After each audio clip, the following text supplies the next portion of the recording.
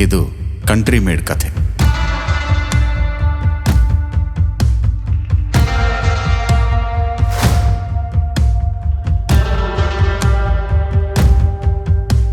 ನಿಮಗಾದ ಗಾಯದ ಮೇಲಿನ ರಕ್ತದ ಕಲೆಯನ್ನ ನೆಕ್ಕಿ ಸವಿಯುವ ರಕ್ಕಸ ನಾನು.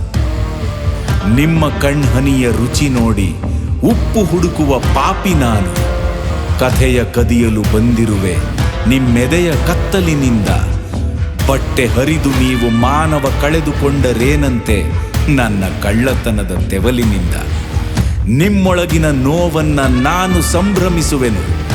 ನಿಮ್ಮ ಗುಟ್ಟಿನ ರಸವ ಹೀರಿ ಘಟಘಟನೆ ಕುಡಿಯುವೆನು. ಕಥೆ ಕದಿಯಲು ಬಂದ ಕಳ್ಳನ್ಮಗ ನಾನು. ಊರ ಹೊರಗಿನ ಗುಡ್ಡದ ಕೆಳಗೆ ಬಚ್ಚಿಟ್ಟಿರುವ ಭಾವನೆಗಳ ನಿಧಿಯ ಕೊಳ್ಳೆ ಹೊಡೆದು ಹೋಗುವೆನು. ಹುಷಾರು ಊರಿನ ಜನರೇ, ನಿಮ್ಮ ಕಥೆಗಳನ್ನ ಕಾಪಾಡಿಕೊಳ್ಳಿರಿ. ಇಲ್ಲವಾದರೆ ನೀವು ನನ್ನ ಕಥೆಯ ಪಾತ್ರಗಳಾಗಿ ಬಿಡುವಿರಿ.